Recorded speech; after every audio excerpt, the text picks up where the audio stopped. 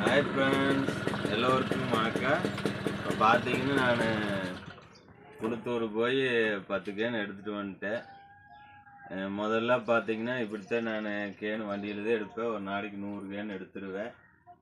அப்போ கீரை வியாபாரம்லாம் பண்ணுறதுக்கு முன்னே வண்டியிலேயே தான் கேன் எடுப்பேன். இது வந்து பார்த்தீங்கன்னா ஈஸியாகவும் இருக்குது.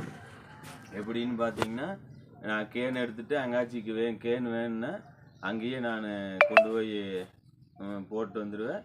வீட்டுக்கு மீதி கேனை கொண்டு வந்து இறக்கிடுவேன். நேற்று 50 கேன் எடுத்தேன்.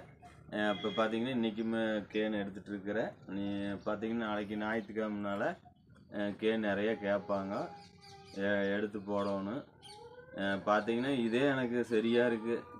கீரை பார்த்தீங்கன்னா அப்போல்லாம் நம்ம கீரை டாக்டர் சேர்த்திக்கு சொன்னாங்கன்னு தான் நான் கீரை கடையில் போய் வாங்கி பார்த்தேன். அது பழைய கீரையாக இருந்துச்சு, அப்புறம் அழுகி இருந்துச்சு. அதனால் சரி கீரை நம்ம ஃப்ரெஷ்ஷாக சாப்பிடுவோன்றது தான் நான் சரி தோட்டத்தில் போய் வாங்கிக்கலான்ட்டு தோட்டத்தில் போய் நான் கீரையை பார்த்துட்டு கேட்டேன். கொடுத்தாங்க. ஒரு 5 குடி வாங்கிட்டு வந்து பிரிட்ஜில் வச்சு செஞ்சுட்டு இருந்தேன். அப்புறம் அந்த கீரை வாங்கிட்டு வர்றதை பக்கத்தால் பார்த்தாங்க. செந்தில் எங்கே கீரை வாங்கிட்டு வந்தேன் அப்படின்னாங்க. இப்படி தோட்டத்தில் வாங்கினால செந்தில் எனக்கு கீரை கொண்டு வா 2 குடி வேணுனாங்க. அப்புறம் அப்படியே இங்கே அக்கம் பக்கமெல்லாம் கீரையை கொடுத்தேன். கேன் போடுறவங்க கிட்டையில் கேட்டு கீரை விற்றேன். அப்புறம் கடைசியில் பார்த்தீங்கன்னா கீரை வியாபாரமே பண்ணுற மாதிரி ஆகிப்போச்சு. ஏன்னா எனக்கு கேன் போடுறதே டைம் பத்தாது. பார்த்தீங்கன்னா இப்போ மார்கழி மாதனால கேன் கராய் கம்மியாக தான் இருக்குது. இதே பார்த்தீங்கன்னா தை மாசி இதெல்லாம் பார்த்தீங்கன்னா நல்லாவே இருக்குது. ஃபங்க்ஷன்லாம் வரும், முகூர்த்தம் வரும். நம்ம கேன் நிறையா போடணும். ஆட்டோவில் எடுத்து வந்து அப்படியே போய் மண்டபத்தில் இறக்கிடுவோம். அப்படி தான் போயிட்டுருக்குது. நமக்கு இந்த கேன் போடுறது இல்லைன்னா மட்டும்தான் நான் கீரை எடுப்புங்க. கீரைங்கிறது வந்து பார்த்திங்கன்னா ஒரு சின்ன ஒரு இதுக்காக வச்சுருக்குறது. நம்மளுக்கு வேலையில்லா டைமு தனி கேன்னு ஓடலையா, அந்த டைம் மட்டும் எடுத்துக்குவேன். இப்போ நாங்கள் வீட்டுக்கு கீரை வேணுன்னா நம்ம போய் தோட்டத்துலேயே ஒரு 2 குடி 3 குடி வாங்கிட்டு வந்துடுவேன். பாருங்கள், இப்போ வண்டியில் கொண்டு வந்தாச்சு. நீ இறக்கி வச்சுட்டு நீ மறுபடியும் இன்னொரு இடம் வந்து போய் பிடிச்சிட்டு வரணும்.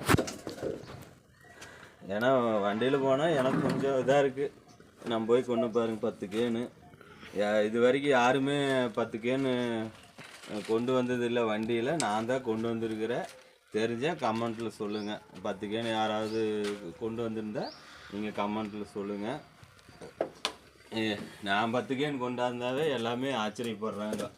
எப்படி கொண்டு வருமாங்க? முதல்ல 10 கேன் கொண்டு வருங்க. பாக்ஸு, தண்ணி பாட்டில் 2 பாக்ஸு, பின்னால் ஜூஸ் பாக்ஸு எல்லாம் வச்சுட்டு வருவேன். இந்த வண்டிக்கு வாய் இருந்தால் பேசி போடு, இவ்வளோ வெயிட் சமைக்கிறீங்களே அப்படின்னு பேசி போடு. வாயிலனால நான் இந்த கொண்டு வந்துட்டுருக்கிறேன். இன்னும் ஒரு 5 நடை போனால் போதுங்க. 5 நடைக்கு என்னாச்சு? 2.5 மணி நேரம். 2.5 மணி நேரத்தில் 50 கேனு. இன்னொரு 2.5 மணி நேரம்னா 100 கேன் எடுத்துருவேன். ஆட்டோ கூப்பிட்டு ஒரு நடையில் எடுக்கிறதுக்கு நான் வண்டியிலேயே போய் அப்படியே எடுத்துகிட்டு கொஞ்சம் எனக்கும் போயிட்டு தொழில் செஞ்ச மாதிரியும் இருக்குது. நல்லா இதாக இருக்குது வண்டியில் போயிட்டு கொண்டு வரக்கு. வண்டி தாங்கிறது இல்லைங்க. வண்டிக்கு செலவு வந்துச்சுன்னா 10,000 இந்த மாதிரி வரும். அதனால தான் நான் வண்டியில் அதிகமாக எடுக்கிறது இல்லை. ஏதாவது ஆட்டோக்கு வரலைன்னா எடுத்துருவேன். ஆனால் வண்டியில் எடுத்தால் லாபம் அதிகமாக இருக்குது எனக்கு.